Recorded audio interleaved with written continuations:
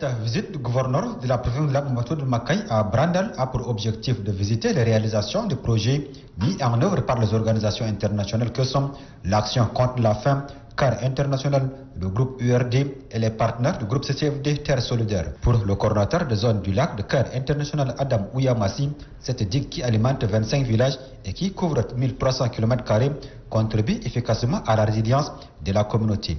Les représentants des communautés se sont relayés pour témoigner leur gratitude aux autorités et aux partenaires pour la réalisation de ces barrages qui leur permet de pratiquer 2 à 3 cultures par an.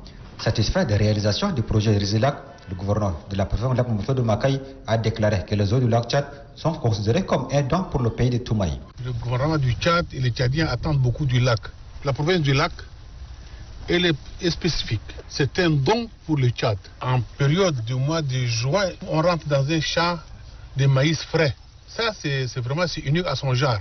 Mamadou Fadel Makaï n'a pas manqué de remercier les partenaires pour leur appui multiforme en faveur de la province du lac.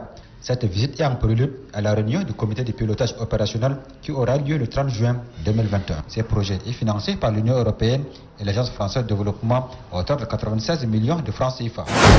La justice, il est accueilli par le président du tribunal de grande instance d'Amtiman, Abakar Djabir Abakar. Idem pour la commune où le maire Ahmad Hassan Brahim explique au gouverneur les difficultés qui minent son institution. L'hôpital provincial n'a pas été épargné. Le gouverneur, guidé par le délégué Adoum Mohamed Tidjani, s'est imprégné de la situation sanitaire. Le département de Bar Azoum et la sous-préfecture ont reçu la visite du gouverneur. La délégation des finances, la douane, le secteur de l'élevage et l'ENADER ont constitué la dernière étape de la tournée du gouverneur. C'est dire que le numéro 1 de la province du Salamat, Abdoulaye Brahim Siam, est sorti enrichi de cette tournée. C'est dans le but de contribuer à l'accomplissement de la mise en œuvre de plans d'action sur les droits de l'homme au bassin du lac Tchad que le programme des Nations Unies pour le développement PNUD, à travers le projet Fenêtre nationale de stabilisation du bassin du lac Tchad, forme les autorités locales, civiles et militaires, les chefs traditionnels et les responsables en charge de la justice des Karal. À cette occasion, un forum local sur les droits de l'homme dans les zones cibles a été également lancé. Ce forum concourt au développement et à l'adaptation des plans d'action.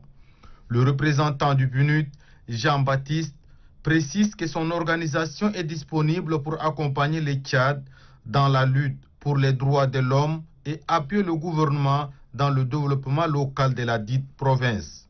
Selon lui, ces travaux ont pour but d'appuyer le système de réseautage et l'articulation des organisations identifiées, de faciliter la création du forum local des droits de l'homme et procéder au lancement officiel du projet. Le secrétaire général départemental de Dagana, représentant le gouverneur de la province de Hadjar Lamis, Mohamed Djida, et les autorités locales de Karal se disent heureux de ces projets qui, selon eux, contribuent à l'accomplissement de la mise en œuvre de plans d'action et au lancement des forums locaux des droits de l'homme à Karal.